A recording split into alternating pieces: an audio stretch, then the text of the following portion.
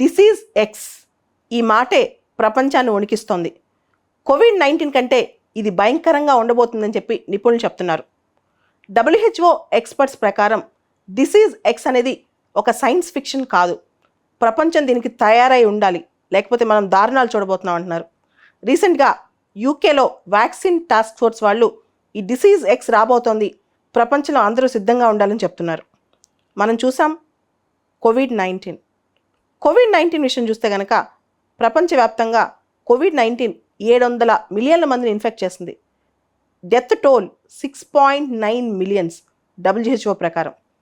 అయితే 100 సంవత్సరాల క్రితం స్పానిష్ ఫ్లూ ఒకటి వచ్చింది. అది దాదాపు మోర్ దాన్ 500 మిలియన్ ఎఫెక్ట్ చేస్తే దాని డెత్ టోల్ ఎంతో తెలుసా? 21 మిలియన్, 21 మిలియన్లు. అయితే రాబోయే డిసీజ్ ఎక్స్ ఈ స్పానిష్ ఫ్లూ కంటే భయంకరంగా ఉండబోతోంది.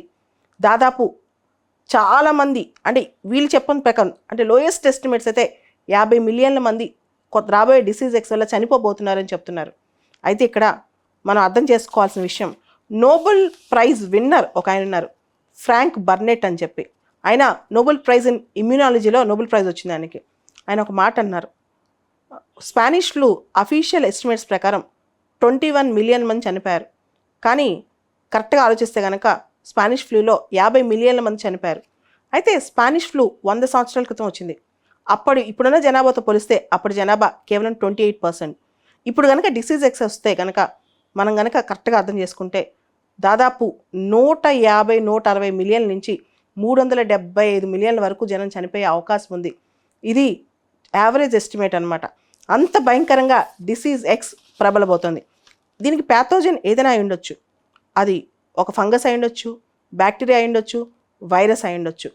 అయితే మనం కోవిడ్-19 చూసాం, లేదా ఎబోలా డిసీజ్ చూసాం, లాసా ఫీవర్ చూసాం, మిడిల్ ఈస్ట్ రెస్పిరేటరీ సిండ్రోమ్ చూసాం, నిపా వైరస్ చూసాం, జికా వైరస్ చూసాం. వీటన్నిటికంటే భయంకరంగా డిసీజ్ ఎక్స్ అనేది ఉండబోతోంది. దీనికి మానవాళి సన్నద్ధం అవ్వాలని చెప్పి నిపుణులు హెచ్చరిస్తున్నారు, ముఖ్యంగా యూకే వ్యాక్సిన్ టాస్క్ ఫోర్స్ వాళ్ళు. ఇక్కడ డిసీజ్ ఎక్స్ గురించి ఒక స్టేట్మెంట్ చెప్పాలంటే, it is as infectious as measles infection అనేది 90% అనమాట. Disease X is as infectious as measles and as fatal as Ebola వ్యాధి సోకితే 65% నుంచి, అంటే 65 to 90% కేసులు చనిపోతారు. So disease X is going to be as infectious as measles and as fatal as Ebola అని చెప్పొచ్చు. అంతటి దారుణం డిసీజ్ ఎక్స్ ఉండబోతోంది.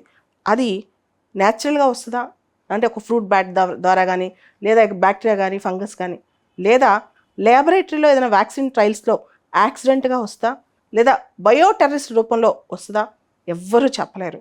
డిసీజ్ ఎక్స్ అనేది ఏ విధంగా వస్తుందో ఎవరు చెప్పలేరు, కాబట్టి దానికి వ్యాక్సిన్ కూడా రెడీగా లేదు. అయితే డిసీజ్ ఎక్స్ రాబోతోంది. అది వస్తే కనుక మానవాళికి ఒక క్యాటాస్ట్రాఫిక్ ఈవెంట్గా మిగిలిపోతుంది. మన గుర్తుకే, అంటే మన మొత్తం ఇప్పటి వరకు ఉన్న డిసీజెస్ జ్ఞాపకాల్లో అది భయంకరంగా ఉండబోతుంది. దానికి మోర్టాలిటీ రేట్ కూడా, ఫెటాలిటీ రేట్ కూడా విపరీతంగా ఉండబోతుందని చెప్తున్నారనమాట.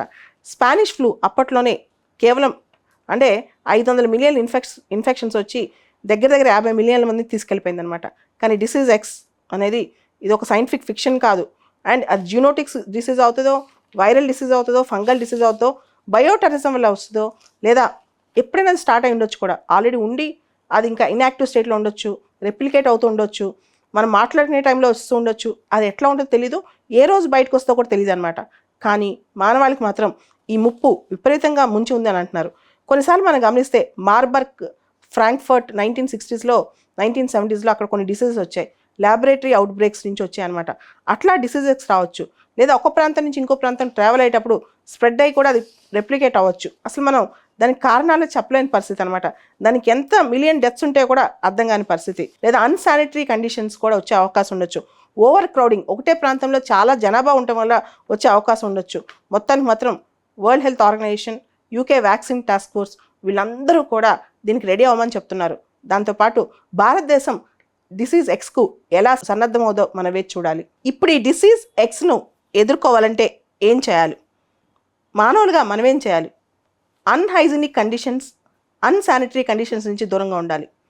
రెగ్యులర్గా మనం చూస్తే కోవిడ్ కానీ, స్పానిష్ ఫ్లూ కానీ అన్నీ కూడా జ్వరం, దగ్గు, జలుబు లక్షణాలతో స్టార్ట్ అయ్యాయి. మనకు ముందు అనుకోమన్నమాట. ఫస్ట్ మనం ఓవర్ క్రౌడింగ్ ఉండే ప్లేసెస్, అన్శానిటరీ కండిషన్స్, వీటన్నిటికి దూరంగా ఉండాలి. తర్వాత ఈ డిసీజ్ ఎక్స్ అనేది ఇంజనీర్డ్ పాండమిక్ ప్యాథోజన్ అయి ఉండొచ్చు, అది మ్యాన్మేడ్ అయి ఉండొచ్చు, న్యాచురల్ అయి ఉండొచ్చు, మనం చెప్పలేం. లేదా ఇన్సిడెంటల్ ల్యాబొరేటరీ యాక్సిడెంట్, ఒక ల్యాబొరేటరీలో ఒక ట్రయల్ జరిగేటప్పుడు ఒక యాక్సిడెంట్ అయి ఉండొచ్చు. లేదా ఇవన్నీ పక్కన పెడితే బయోటెర్రరిజం కూడా అయి ఉండొచ్చు.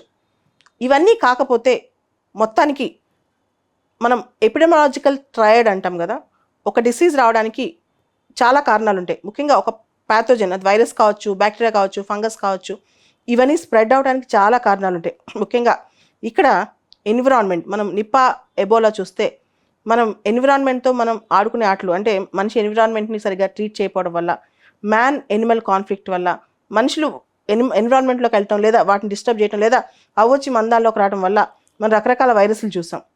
అదేవిధంగా మనం చూస్తే కనుక ప్యాథోజన్, అది ఏ ప్యాథోజన్ అయినా ఉండొచ్చు, ఎట్నుంచైనా రావచ్చు, ఆల్రెడీ పుట్టేసి ఉండొచ్చు. సో మనం చేయాల్సిన పని ఏంటంటే వీలైనంత వరకు మనం పరిశుభ్రంగా ఉంటాం, వీటి పట్ల కాషియస్గా ఉండటం. దేశాలు చేయాల్సిన పని ఏంటంటే ఇటువంటి దానికి ఇమీడియట్గా ప్రిపేర్ అయి ఉండటం. ఎందుకంటే కోవిడ్ ఆల్రెడీ మనం చూసాం ఎంత దారుణంగా ఉందో, అంతకంటే దారుణం ఎందుకు ఎలా చేయాలనేది. ఆ తర్వాత ప్రపంచం మొత్తం ఒక కోయిలిషన్ లాగా ఫామ్ అయ్యి ఇటువంటి డిసీజెస్ వచ్చినప్పుడు ఏం చేయాలనే దాని మీద ఇమీడియట్గా యాక్షన్ ప్లాన్ రెడీ పెట్టుకోవడం. The world should function with a philosophy of one health.